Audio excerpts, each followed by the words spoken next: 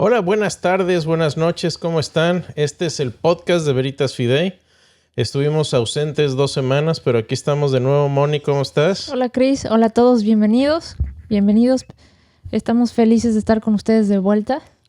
Tomamos un par de semanas de refrigerio, pero estamos muy felices de estar de nuevo en vivo. Estamos en vivo hoy, no es una grabación. Y bueno, ya estamos listos. Esperamos que la tecnología hoy coopere y estamos muy felices de estar aquí con ustedes desde su hogar. Recuerden que si falla, nos desconectamos, vamos a regresar hasta la última parte del podcast, que es orar con ustedes. Exactamente. Pues Cris, en el podcast de hoy vamos a estar viendo un tema que a nadie se lo atribuye, que a nadie le gusta y que a todos nos va. El tema es: no eres buena persona. Y Creo que no vamos a ser muy populares hoy, pero no importa, porque nuestra audiencia principal es Dios. Y estamos aquí para agradarle a Dios, pero también para servirles a todos ustedes. Bueno, Cris, para vamos a ver 5 perspectivas. Te las voy a decir. ¿Qué dicen los teólogos de este tema? Uh-huh. Número 2, ejemplos de la maldad humana. Expertos, ¿qué dicen los expertos de sociólogos de este tema? Sí, expertos en sociología, ¿no? Sí. Observaciones de víctimas e investigaciones. Y finalmente, ¿qué dicen las escrituras de la maldad y amabilidad? Exactamente. ¿Por qué vamos a hablar de esto? Bueno, creo que lo podemos resumir de manera muy, muy sencilla. Creo que uno de los grandes retos que tenemos hoy, sobre todo en este tipo de cultura, es no creemos realmente lo que dice la Biblia. Cuando la Biblia dice que no hay gente buena, cuando la Biblia dice en Romanos no hay un solo justo, simplemente le damos como el avión a la escritura y realmente no lo creemos. Nuestra cultura hoy e incluso en muchísimas iglesias, hoy día no se piensa, no se cree, no se acepta la idea de que la humanidad es profundamente depravada. No lo creemos, lo aplicamos al vecino, ¿no? Sí. ¿No? El vecino, las películas, los asesinos, jamás, pero nosotros, no. Sí, lo creemos de los demás, pero no de uno mismo. Y creo que aquí estamos muy de acuerdo con un teólogo inglés que se llamó Martin Lloyd-Jones, y ya hemos citado esto con anterioridad, pero me voy a permitir hacerlo de nuevo. Y dice así, porque creo que este es el gran problema que tenemos. Él escribió así, dijo: casi todos nuestros problemas se deben al hecho de que somos culpables de una doble falla. Por un lado, no nos damos cuenta de la profundidad del pecado, y por el otro fallamos al no entender la grandeza, la altura y la gloria de nuestra salvación. Creo que tiene razón absolutamente. Y el mismo C.S. Lewis escribió también, dice: el hecho de que hemos usado nuestra libertad para volvernos perversos es más que obvio. Pero traer esta doctrina a la vida real en la mente del hombre moderno y aún del cristiano moderno, y aquí moderno nos referimos a la época de C.S. Lewis, que fue poco después de la Segunda Guerra Mundial. Estamos hablando de los 40, 50. Dice: aún traer esta doctrina a la mente del hombre moderno y aún del cristiano es extremadamente difícil. Simplemente la gente no lo cree. Pero la Biblia así lo dice. Romanos 3 dice: todos están bajo pecado. No hay quien entienda, no hay quien busque a Dios. Todos se han descarriado, aún se han corrompido. No hay quien haga lo bueno, no hay un no solo. Su garganta es un sepulcro abierto. ¿Sí? Todos estamos bajo pecado y a la gente no le gusta escuchar esto. Hemos crecido muchos en este siglo donde se aboga por idea de la autoestima, ¿no? No le digas al niño que es malo porque lo vas a traumar, ¿sí? Y no se trata de minimizar o de degradar al ser humano. Somos creación de Dios, pero tenemos un problema, ¿sí? Y hay que hablar de ese problema honestamente. Gracias, Cris. Antes de pasar a la primera perspectiva, Cris, quiero que nos des un ejemplo, porque yo escucho muchas personas que nos escriben o nos dicen, yo no soy mala persona, yo no mato a nadie y yo no robo. Y piensan que con eso ya no es ya ser buena persona. Exactamente. ¿Qué piensas de eso, Cris? Bueno, podemos entrar en materia de lo que hemos estado comentando aquí. Vamos a limitarnos ahorita a dar ejemplos de los primeros 100 años, pero antes vamos a hablar de qué dicen los teólogos. Ya vimos un poco de lo que dice la Biblia, pero ¿qué dicen los teólogos? Bueno, cuando hablamos de qué dicen los teólogos, tenemos dos corrientes principales de pensamiento en cuanto a la depravación humana y en cuanto a sistemas teológicos, para acabar pronto. Y uno es el sistema calvinista y el otro es el sistema arminiano. Obviamente el sistema teológico calvinista o la teología calvinista viene de Juan Calvino, teólogo nacido en 1509, y el arminianismo de Jacobo Arminius, poco después, nació en 1560, y estos dos teólogos estaban opuestos en muchas cosas teológicas, estaban en desacuerdo, pero hay una sola cosa en la que no estaban en desacuerdo, y esa es la profunda depravación humana. Así que si un calvinista es calvinista de 5 puntos, podríamos decir que Arminio era calvinista de por lo menos 1 punto. Estaban de acuerdo en la depravación humana, y lo podemos citar. Jacobo Arminio decía esto, dice: en este estado, es decir, en el estado de depravación, el libre albedrío del hombre hacia la verdadera bondad no solo está herido, dañado, enfermo, torcido y debilitado, sino que está preso, destruido y perdido. Sus poderes están debilitados e inutilizados. Entonces, cuando tienes dos sistemas teológicos, Moni, que están tan opuestos, pero coinciden en una sola cosa, puedes estar seguro que tenían razón. En eso están de acuerdo y en eso no hay duda. Y yo creo que no hay que ahondar mucho más, porque la gran mayoría de los teólogos reformados, incluso y los arminianos, incluso otros sistemas, están de acuerdo en que el ser humano tiene un problema serio y por eso necesita redención. Gracias, Cris. Pues, ¿qué dice la historia sobre esto? Tú tienes un testimonio muy cercano de tu familia, que me gustaría si lo pudieras compartir. Sí, una cosa es leer acerca de la maldad y del sufrimiento en los libros, y otra cosa es escuchar testimonio de primera mano. Yo tuve la bendición de escuchar este tipo de testimonios de primera mano de mi abuela materna, Claire Grognard. Ella era francesa y estuvo en la Segunda Guerra Mundial, era conductora de ambulancia, era capitán de una ambulancia, y lo que hacían era ir tras las fuerzas de invasión, es decir, que iban recuperando las tierras que los nazis habían tomado, y después del día D, del desembarco de Normandía, cuando los aliados empiezan a retomar Europa de las garras de los nazis, ella iba manejando detrás de las tropas de frente y apoyándolos en cualquier acción médica que necesitaran.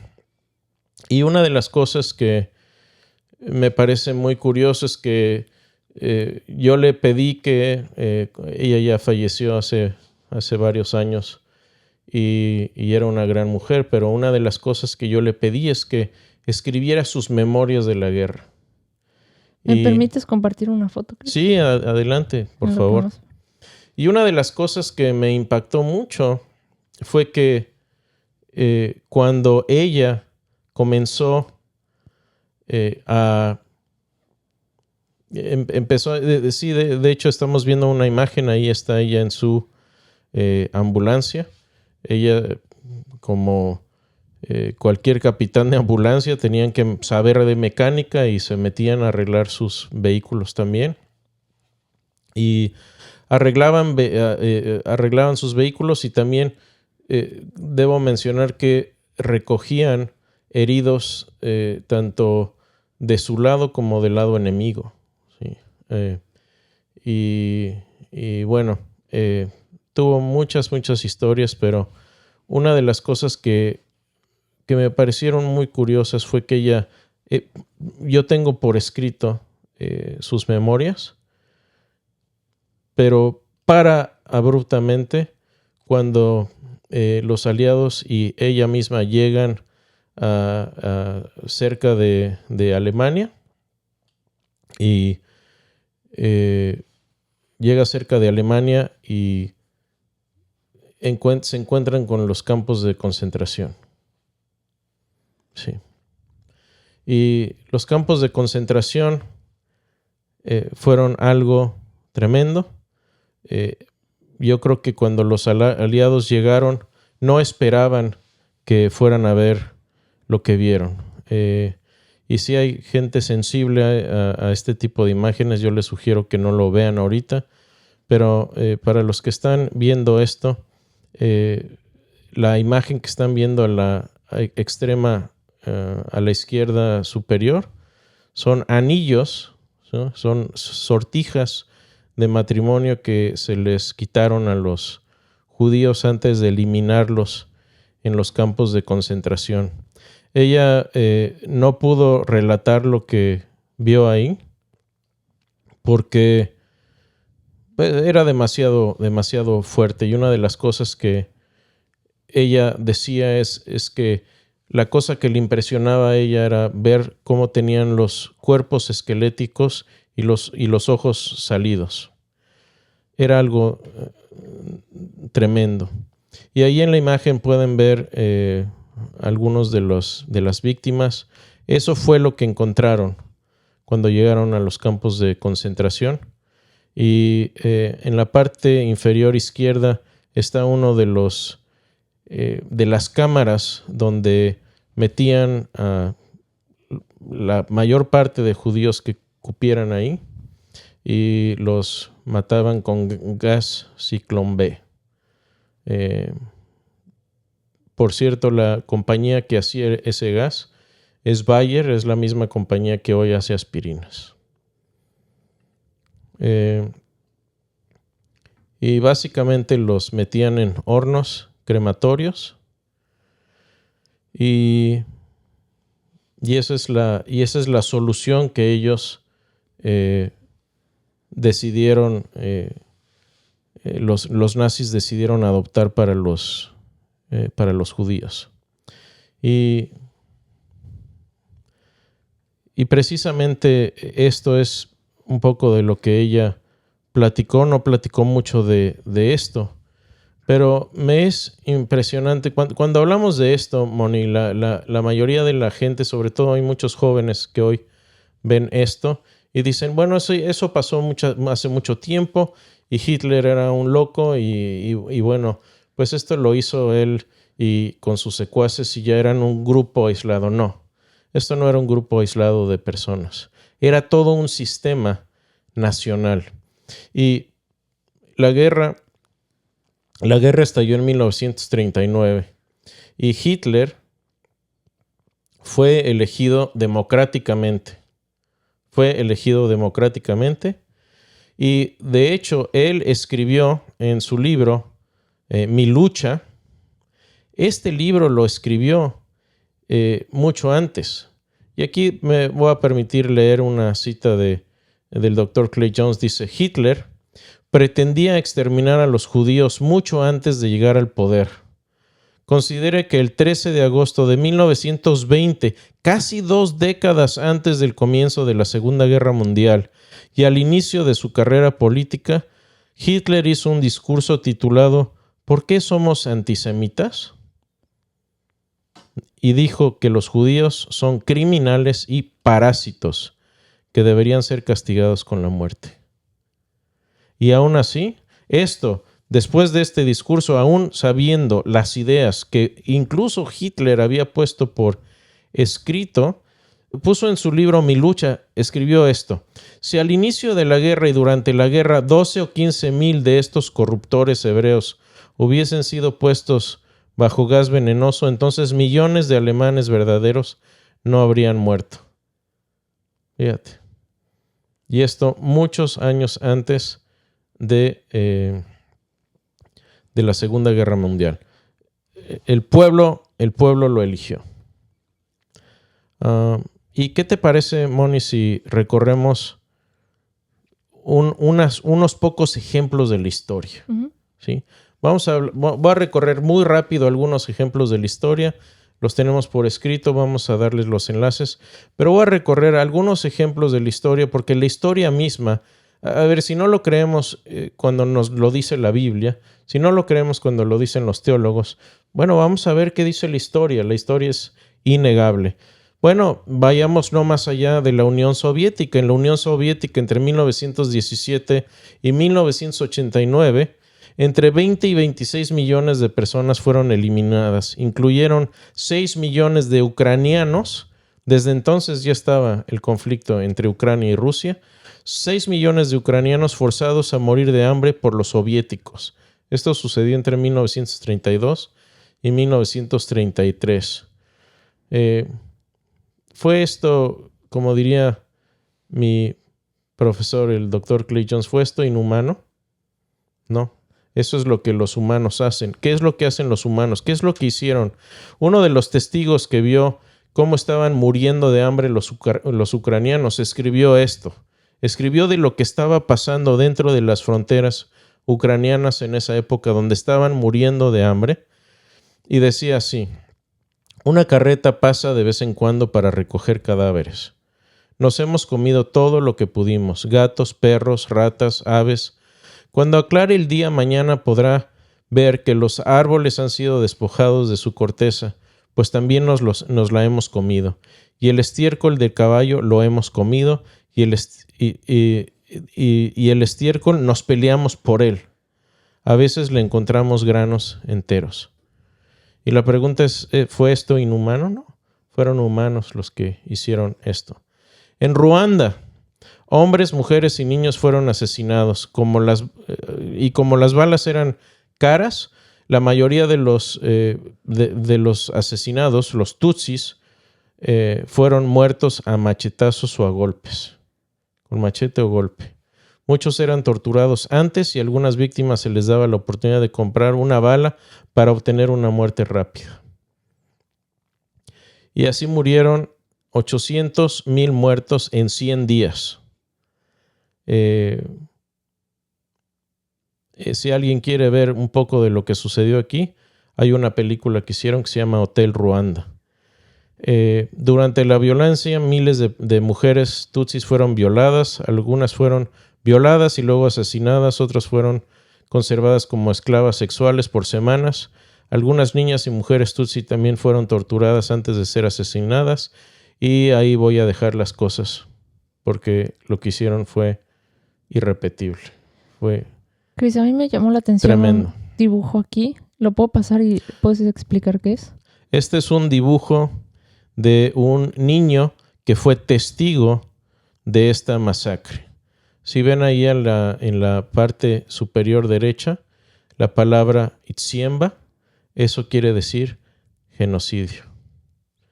Y no necesito describir mucho de lo que están viendo ahí. Hay casas siendo quemadas, chusmas de gente con machetes, gente siendo asesinada, rojo de sangre, etc. Creo que la imagen habla más que 1000 palabras. China, entre 26 y 30 millones de contrarrevolucionarios, es decir, gente que estaba opuesta al comunismo, fueron asesinados o murieron en prisiones. Piensa un poquito entre este número, 26 y 30 millones de contrarrevolucionarios. En China, en Nankín, en la invasión en 1937, Japón invadió China y en esta incursión llegaron hasta la ciudad de Nankín. De hecho, pueden leer un libro de una investigadora que se llamó Iris Chang. Esta mujer, después de investigar todo esto, se suicidó. Pero el libro lo terminó. El libro está ahí. 300,000 chinos asesinados, entre 20 y 80,000 mujeres fueron violadas sistemáticamente en esto. Y ahí voy a dejar la descripción. Y bueno, no nos vayamos muy lejos. En Turquía, 1.2 millones de armenios fueron asesinados. Ahí se acuñó la frase crímenes contra la humanidad, la ONU, y fue debido a estos asesinatos en Turquía. En Camboya, Pol Pot eliminó entre 1.7 y 2.2 millones de habitantes de una población total de 7 millones. De hecho, mató a la gente más erudita y más sabia de su país. En Guatemala, 200,000 mayas entre 1980 y 1990. En Sudáfrica, el racismo, el llamado apartheid, y estos son casos documentados, por eso tenemos esta cifra tan exacta. 36,935 casos de tortura y asesinato. En Pakistán, 3 millones de mermados, desplazados o asesinados. En Uganda, 400,000 muertos y aterrorizados. En Irak, bajo Saddam Hussein, usó gas nervioso para probarlo como una de sus armas. En Argentina, los famosos 25,000 desaparecidos. En realidad nadie sabe exactamente cuántos son. En Rumania, entre 280 y 380,000 judíos asesinados. Y podría seguir y seguir y seguir relatando historia enferma tras historia enferma. Y tristemente nada de esto es inhumano. ¿Por qué? Porque son los humanos los que lo hacen. Y por cierto, la gran mayoría de la gente alrededor sabía lo que estaba pasando. Vean la película, por cierto, de Hotel Ruanda. La ONU sabía exactamente lo que estaba sucediendo y no hicieron nada. Decidieron no hacer nada. Y aquí es parte del crimen tan grande de la humanidad, es que muchos sabían y estaban directamente envueltos en el genocidio. Otros sabían y simplemente, como decimos, hicieron de la vista gorda. Pero la maquinaria que hay detrás de un genocidio es muy, muy, muy grande y es parte de lo que está sucediendo en Palestina. Hamas no está trabajando de manera aislada, está trabajando sistemáticamente con los países alrededor. En fin, si alguien quisiera ver un análisis detallado, ¿sí? Una literatura, que voy a citar un libro de muchos genocidios en el mundo, y cómo el mundo ha fallado en actuar y prevenirlos. Hay un libro de Samantha Power, se llama A Problem from Hell, de Harper Perennial, es la editorial, y es un libro del 2003. Y bueno, falta mencionar aquí algo que mucha gente dice, bueno, pero Pero yo no estuve en la Segunda Guerra Mundial, yo no hago mal a nadie, Ok, aquí, no vayamos más lejos. Aquí en Estados Unidos, ¿sí? Esto es lo que la gente normal hace. Desde 1973 han habido unos 65 millones de bebés que han sido aspirados, quemados con solución salina, raspados y aún tenido sus cerebros succionados por un proceso llamado aborto de nacimiento parcial hasta los 9 meses. Sí. Así que aparentemente los dioses dignos de nuestros sacrificios no han parado. Mi carrera es más importante, no estoy lista para tener un bebé o no estoy listo para tener un bebé. Es mi elección, es mi cuerpo, o simplemente quería que fuera niño o quería que fuera niña. Para que no vayamos más lejos. Por ahí una vez mi profesor, el doctor Clay Jones, hablaba de este problema del aborto y una persona cercana le dijo, oye, mira, todos estos ejemplos que das de genocidios y todo eso son muy, muy fuertes y creo que le dan mucha credibilidad a tu caso. Pero cuando ya metes lo del aborto, como que la gente no lo va a captar porque la gente promedio no piensa que el aborto está mal. Y Clay Jones volteó y le contestó, precisamente ese es el problema y por eso lo estoy incluyendo. Porque la gente no piensa que está mal y está al mismo nivel. El aborto es el genocidio más grande, constante y seguido de la humanidad. Así es, Chris. Y bueno, disculpen, esto es un tema no agradable, no crean que me gusta hablar de esto, pero creo que es muy, muy necesario que entendamos la depravación humana. Chris, se nos está acabando el tiempo, pero quiero que hagas una conclusión y después pasar a las preguntas de los que nos están viendo, porque este es un tema muy difícil de entender y como bien dijiste, yo no estuve en la guerra, yo no he matado a nadie, yo no he estado en un genocidio, yo no he estado aquí, acá. O sea, vamos a pasar al problema actual de cómo somos malas personas, no nada más por no matar a alguien o no robar. Sí, muchas veces pensamos que por omisión, ¿no? Pero creo que cuando reflexionamos lo suficiente y cuando pensamos en el tipo de ejercicio, y vamos a hablar más a detalle en la próxima sesión, las próximas dos, vamos a hablar de los sociólogos. ¿Qué piensan los sociólogos de este tema? Porque mucha gente piensa, no, es que yo no haría tal cosa. Yo no haría tal cosa. Y creo que la evidencia incluso de sociólogos es opuesta. Entonces ya tenemos la opinión de la Biblia, ya tenemos la opinión de teólogos eminentes, ya tenemos el veredicto de la historia. Vamos a ver después los sociólogos y los investigadores, y no solo eso, las víctimas. Eso es muy importante. Vamos a ver qué dicen las víctimas y los sobrevivientes de estas matanzas del Holocausto, etcétera, qué es lo que dicen acerca de la bondad, entre comillas, humana. Y aquí me quiero limitar a volver a citar a C.S. Lewis.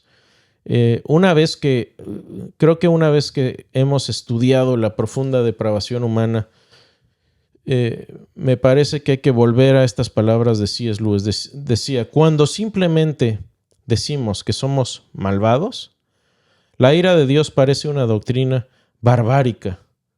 ¿Sí? Si todo mundo piensa que somos buenas personas, pues la ira de Dios no tiene sentido. ¿Por qué se enoja Dios por las cosas buenas que hago todos los días? Y el problema aquí es que no nos damos cuenta, como dice Lloyd Jones, de nuestra profundidad de nuestra maldad. Y sí, la ira de Dios nos parece una doctrina barbárica, pero sigue. En cuanto nos percatamos de nuestra profunda maldad, parece entonces inevitable la ira de Dios. Parece un mero corolario derivado de la bondad divina. Entonces, cuando entendemos la profunda depravación humana en nosotros mismos, entonces la ira de Dios se vuelve algo completamente entendible, y no solo entendible, algo necesario. Jesús mismo dijo esto: los sanos no tienen necesidad de médicos, sino los enfermos. No te asombres entonces de que te haya dicho tienen que nacer de nuevo. ¿Sí? Y los que no admitan que están enfermos no quiere decir que están menos enfermos, simplemente se rehúsan a ver la realidad. Es como el enfermo de cáncer que simplemente no quiere aceptar que está enfermo y vuelve a su casa y sigue viviendo igual. Eso no quiere decir que el destino de la enfermedad no lo haya alcanzado. Y terminemos con lo que dice la Biblia, a ver si ahora sí creemos lo que dice Romanos 3. Dice: todos están bajo pecado, no hay quien entienda, no hay quien busque a Dios, todos se han descarriado, a una se han corrompido. No hay nadie que haga lo bueno, no hay uno solo. Su garganta es un sepulcro abierto. Y esta es la razón por la que Jesús de nuevo dijo: no se asombren de que les haya dicho, les es necesario nacer de nuevo. Chris, yo quiero traer de vuelta un ejemplo que diste del maestro Clay Jones, cuando menciona que no ha conocido a nadie que llegue a su edad de... Déjame, sí, ya sé para dónde vas.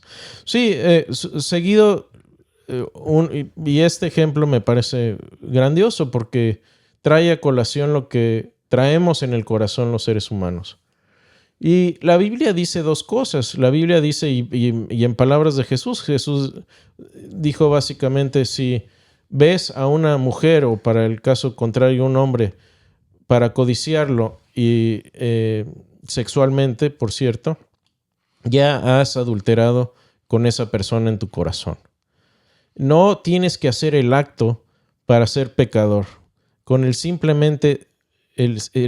acto de desearlo, ya estás adulterando en tu corazón. Y también Juan dice que el que odia a su hermano, y aquí estoy hablando de odio a cualquier otra persona, el que odia a otra persona es como si ya lo hubiera asesinado. Es decir, si ya estableciste que odias a alguien, ¿por qué no lo matas? Bueno, porque hay consecuencias, pero no es porque le deseas un bien. Le deseas el mal, le deseas la muerte. Y la Biblia entonces establece estas dos cosas muy claramente, que si has tenido estos dos sentimientos y deseos alguna vez, ya eres un asesino y un adúltero. Y Clay Jones dice: yo no he conocido a una sola persona que no haya llegado a la pubertad sin ser un asesino adúltero. Y a lo que iba, Chris, con ese ejemplo, si vamos a Romanos 12:2, que dice: no hagan lo que hace todo el mundo. ¿Y qué es lo que hacen los adolescentes?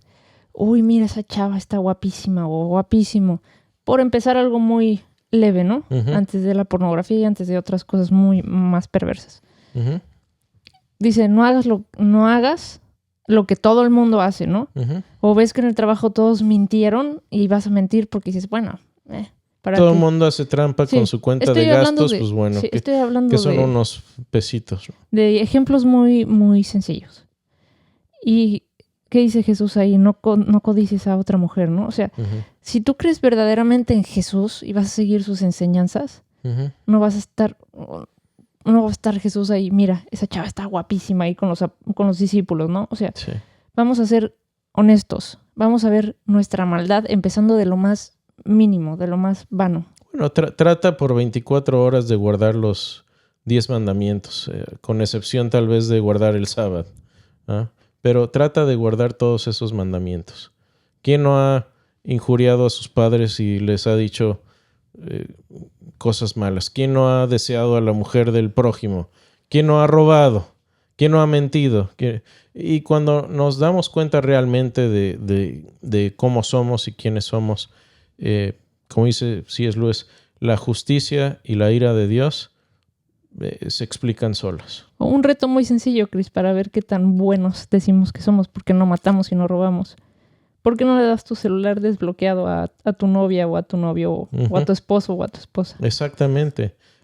Por ahí había un programa que no lo recomiendo donde una persona hacía esto. Iba con parejas y les decía, bueno, te doy dinero, pero déjame déjame tu teléfono desbloqueado 5 minutos y vamos a ver si realmente eres una persona fiel. Y ahí enfrente, en cámara, se terminaban matrimonios y relaciones. Entonces vamos a ser sinceros, ¿no? Vamos a empezar a inspeccionarnos y a darnos cuenta que no hay una sola buena persona. Buena persona no es por los actos que haces. Los mismos que mataban a los judíos en el Holocausto llegaban y les daban besos a sus hijos y les daban de cenar. Sí, paseaban a su perrito y las abuelitas de los nazis, yo estoy seguro que la abuelita de Himmler, el arquitecto intelectual del Holocausto, hacía galletitas para sus nietos. Sí, no tiene que ver con eso. O sea, vamos a ser sinceros. Y bueno, ¿qué te parece si pasamos a las preguntas? Aquí, adelante, sin preámbulo, vamos. Bueno, Andrés Salcedo, a ver si me ayudas. Hola, saludos desde Ecuador, Dios les bendiga. Saludos a Ecuador, bendiciones. Madeleine Rieder. Hola, Ma. Los extrañamos, saludos, los amo, te amamos, Manu. Hola, mamita, un beso. Pablo Fernández Espitia, qué bueno que estén de regreso, saludos desde Colombia. Saludos, Pablo, saludos a Colombia, gracias. Daniel León, desde Venezuela, pendientes. Abrazo a Venezuela, Daniel. Saba Salas, ¿ustedes son los menos indicados para calificar a las personas? Y abajo preguntan, que yo preguntaría lo mismo. Bueno, ¿tú por qué me estás calificando a mí entonces? Si yo soy el menos indicado para calificar a las personas, Salas, tú estás haciendo exactamente lo mismo conmigo y con mi esposa.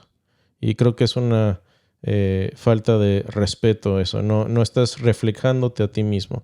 Y te voy a decir algo además. No es mi opinión, es la considerada opinión del Señor Jesús. Así que yo acepto y he aceptado siempre mi condición de pecador y lo acepto, y no somos más que humildes pecadores que hemos encontrado el pan de vida que es Jesús, y lo único que estamos tratando de hacer aquí somos dos mendigos tratando de compartir el pan que Dios nos ha dado sin alardear de que somos mejores que cualquier otra persona. Porque precisamente cuando uno piensa que eres mejores, como nos dice Sabas, ustedes son los menos indicados. Bueno, me imagino que Sabas piensas que eres superior a nosotros, y quiero decir algo muy delicado. Siempre el sentirte superior a alguien más es siempre el primer peldaño hacia el genocidio. Y así es como suceden los genocidios. Soy superior a estos parásitos, como decía Hitler, y el primer paso para el genocidio es la deshumanización de la persona. Para una persona eliminarla y no llevar cargo de conciencia, primero necesitamos robarle su humanidad, y yo diría robarle la imagen que tiene de Dios. Así es, y aquí lo que se trata es de tener humildad para reconocer que somos malas personas y que precisamente como cristianos necesitamos un Salvador. Exactamente. Aquí no vamos a decir pecados personales de cada uno. Cada quien lo sabe y Dios lo sabe, pero creo que sí es nuestro trabajo hablar lo que la Biblia dijo, y no me extrañan comentarios así, porque el mismo Jesús dijo: el mundo me odia porque yo declaro que sus obras son malas. Y bueno, yo diría, hagamos lo que Jesús hizo. Así es. Y por eso nos van a odiar. Así que no tengo problema con que me odien por eso. Miguel Cupul, es un gusto desde Yucatán, saludos. Saludos, mi comida favorita es la yucateca. Ni me recuerden. Saludos, Miguel. José Sur, hola, muchas gracias maestro por tu enseñanza. Tengo una duda. ¿Por qué Dios mandó matar, pero la ley dice no matarás? Esta es muy buena pregunta. Sí, creo que la contesté en el podcast anterior. Sí. Ya la han hecho varias veces. Aquí el verbo aquí de matar se refiere al asesinato. Y no se refiere a quitar la vida por otras razones. Y lo que explicaba la vez pasada es que, por ejemplo, hay situaciones en donde uno puede estar justificado a tomar la vida de otra persona. Por ejemplo, si tú vas caminando en la calle con tu esposa y con tus hijos y sale un violador asesino y tú tienes manera de inutilizar la amenaza de este asesino, incluso quitándole la vida antes de que mate a tu esposa y viole a tus hijos, es tu deber moral el hacerlo para evitar un mayor mal. ¿Sí? Entonces no estarías violando la ley de no matarás al quitarle la vida a alguien por defender al inocente. ¿Sí? Y puedo hablar de otros casos, por ejemplo, casos donde tenemos gente que han sido catalogadas como héroes cuando fue el secuestro de los aviones que derribaron las Torres Gemelas. Hubo otro avión que iba dirigido al Pentágono y un grupo de personas, uno de ellos trabajaba en mi compañía, decidió tomar riendas en el asunto y trataron de eliminar a los terroristas. Y no sabemos exactamente qué pasó con ese vuelo, pero se desplomó y no llegó a destruir el Pentágono. ¿Sí? Entonces, aquí en resumen, este mandamiento se refiere: no asesinarás. No tienes derecho a tomar la vida de otra persona sin una justificación. El asesinato está prohibido. Mabel Viches Rojas, muchas gracias, maestro. Bendiciones, Mabel. Ay, se me fueron. A ver si me ayudas. Sí, dice Roberto Quintanilla. Dice Gerardo Martínez. Saludos desde Durango, México. Saludos, paisano. Roberto Quintanilla dice: el problema del ser humano es que le molesta saber su verdad porque su alma no es recta. Es orgullosa y por ese motivo Dios no los puede salvar. Habacuc 2:4. Muy, muy de acuerdo. A nadie le gusta que nos digan que somos pecadores, pero es similar. A nadie le gusta que le digan que está enfermo. A nadie le gusta que le digan que tiene cáncer. A nadie le gusta que le digan que tiene COVID. Pero es el primer paso a la recuperación. ¿Sí? Josué Sur dice... misma pregunta por ahí. Sí, esa ya. Es de la pregunta. Esa era. Ok, perfecto. Estamos viendo aquí. Daniel García, saludos desde California. Gracias. Dios te bendiga también, Daniel. Desde Nevada, saludos a Claudia Elizalde de Castañeda. Bendiciones. Gracias por seguirnos. Y está aquí, ok, Fabio dice: Dios les bendiga, me encantaría que explicaran al pueblo en breves palabras la diferencia entre gracia y misericordia, ya que el pueblo confunde los dos términos. Ok, ambas van ligadas. Gracia en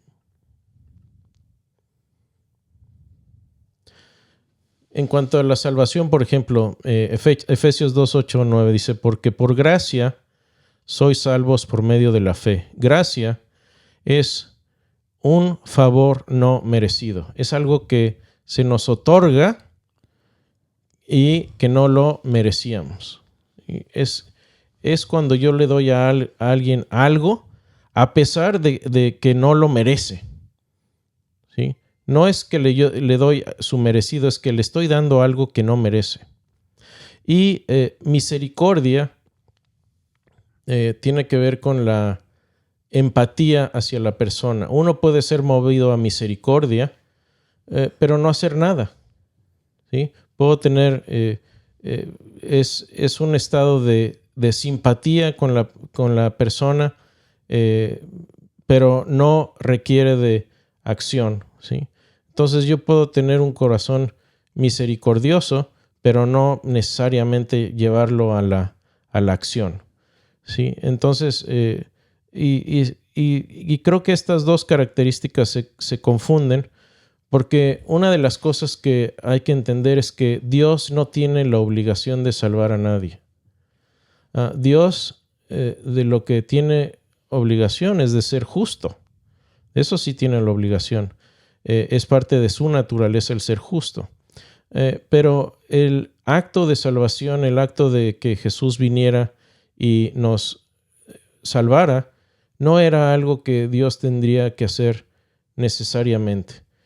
Dios fue movido a misericordia, pero aparte tuvo esa acción de darnos algo, es decir, la salvación, aunque no lo mereciéramos, ¿sí? Esa es la manera en que yo lo explicaría. Gracias, Cris.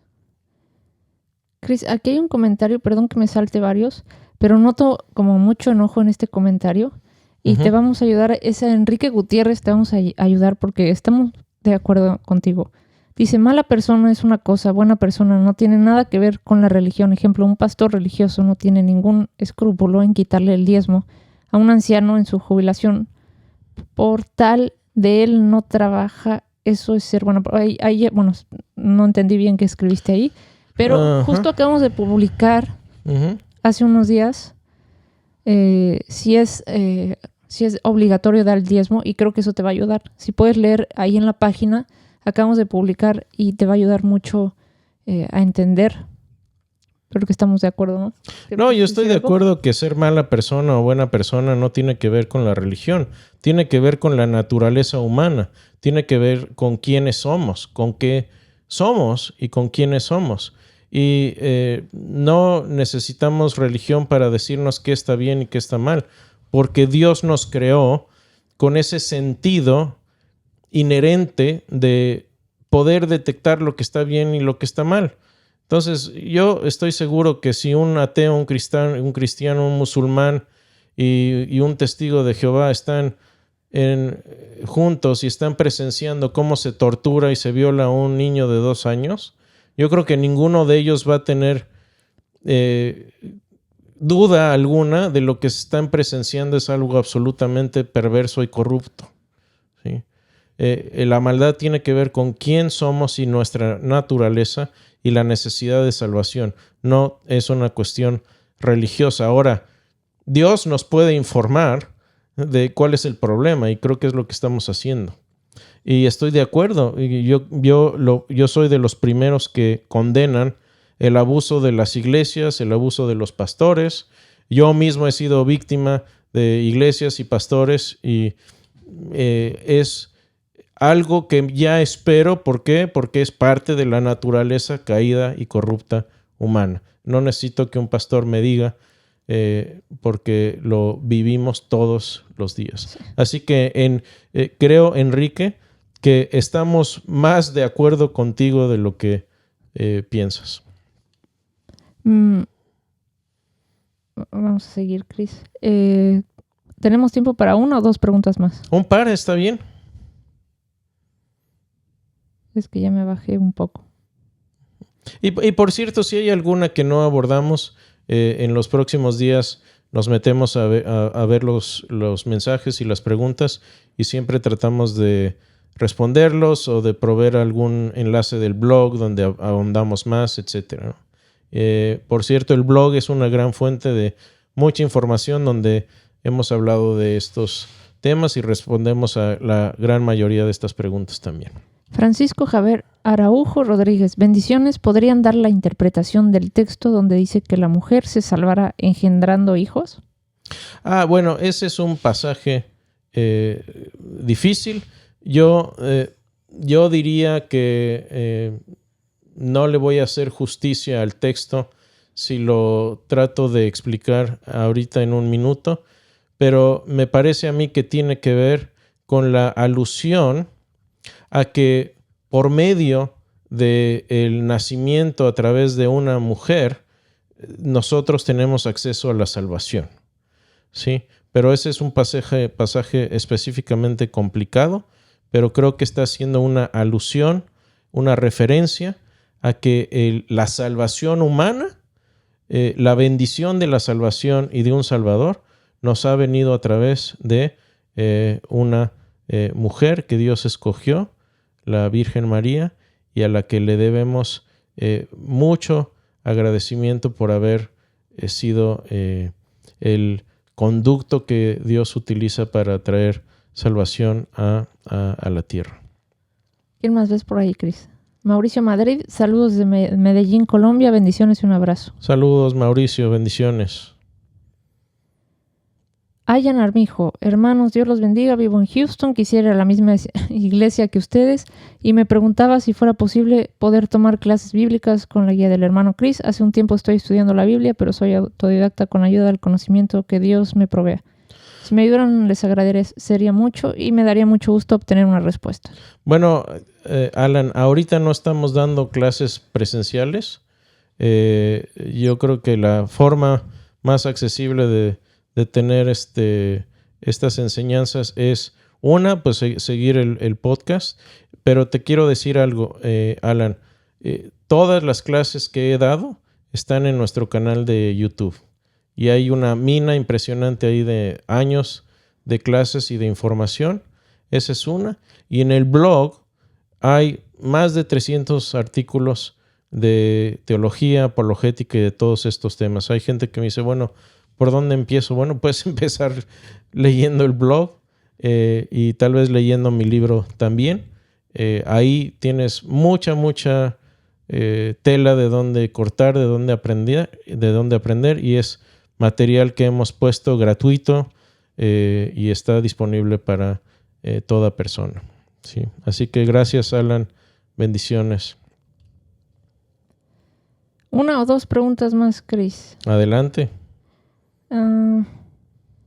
Hola, si un niño muere, es Vázquez Bautista de José Juan.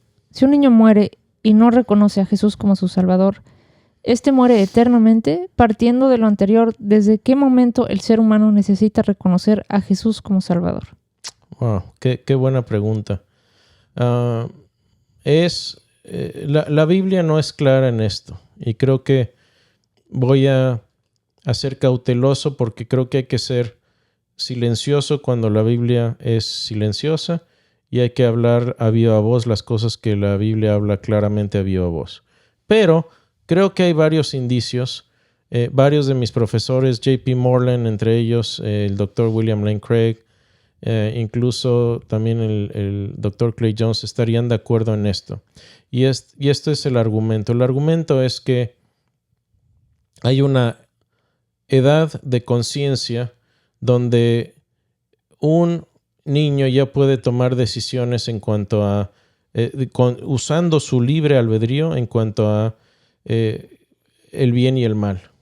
Entonces hay esta edad de conciencia, obviamente no sabemos, debe ser diferente para cada persona, pero un niño que fallece, a mí me parece, por las palabras de Jesús, donde dice, dejen que los niños se acerquen a mí porque de los tales es el reino de los cielos.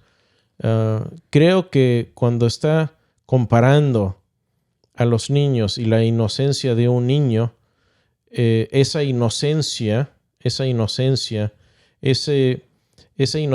que implica una distancia epistémica del pecado, les otorga una cercanía al paraíso, una cercanía a Dios. Y yo creo que es lo único que podemos deducir de eso. Yo creo que una persona que no tiene conciencia de su maldad no puede ser juzgada por su maldad. Y por cierto, creo que lo mismo sucede con ciertas personas que tienen algún tipo de retraso mental o algún tipo de síndrome en el que simplemente no son dueños de sus facultades completamente. Creo que Dios es justo. Yo no conozco obviamente cada persona, pero Dios sí, y creo que podemos confiar en la bondad y en la justicia de Dios con este tipo de personas que aún no han adquirido esta conciencia profunda de lo que es el bien y el mal, y un deber moral, etcétera. Sí. Cris, la última pregunta, pero antes de terminar, Jesús Hernández nos pide si les podemos enviar saludos a la familia Melo Pérez en San Luis Potosí. Claro que sí, un saludo, querida familia Melo, Dios los bendiga. San Luis Potosí está por ahí a un tiro de piedra de mi pueblo de Querétaro, así que les mandamos un abrazo y bendiciones. Gracias por seguirnos. Gracias, bendiciones. Jesús Ajaya, la unción tiene niveles, lo oigo en muchas iglesias últimamente. Creo que ahorita no me voy a meter al tema de la unción, me tomaría demasiado tiempo, pero creo que la palabra unción por sí misma es poco entendida, tiene raíces en el Antiguo Testamento, tiene raíces en cuanto a que a los reyes se les ungía con aceite cuando ya tomaban el poder, etcétera. Entonces, yo simplemente no le atribuiría poderes místicos al poner aceite a una persona hoy en día. Creo que hay lugar para estudiar el tema, pero el que da la unción, por decir algo, y aquí unción me refiero a cierto discernimiento espiritual o algún don espiritual, es Dios completamente, y la gloria siempre se la debe llevar Dios, no un aceitito que nos pongamos en la frente. El aceite en sí no tiene poder, Dios es el que tiene poder, pero mis disculpas porque no tenemos tiempo de adentrarnos ahorita al tema de qué es la unción y qué significa y qué significados se les da en las iglesias, en ciertas denominaciones hoy, incluso en ciertas sectas. Gracias, Cris. Las preguntas que no nos dio tiempo de contestar las vamos a contestar aquí escritas y nos vemos el próximo martes. Vamos a seguir con este tema. Dios los bendiga. Cris, cerramos con una oración. Cerramos con una oración, sin antes decirles que gracias por estar con nosotros, y gracias, Moni, por estar a mi lado como siempre. Gracias, Cris, el honor es mío. Oremos. Señor, gracias porque a pesar de que somos pecadores, como dice Romanos, tú muestras tu amor y tu bondad en que, siendo aún pecadores, Cristo murió por nosotros. Y esto no es algo de nuestro mérito, no murió porque lo merezcamos, porque seamos buenas personas, o incluso porque tengamos algún rasgo de merecerlo, sino que fue un acto puro y simple de misericordia, Señor. Gracias por esa gracia que nos has dado. Bendice a cada persona que está escuchándonos hoy, o tal vez escuchará este mensaje en el futuro. Sé tú con ellos, con sus familias, y bendice a cada uno de nuestros hogares. En nombre de Jesús. Amén. Amén. Gracias, hasta luego. Gracias, Cris, hasta luego.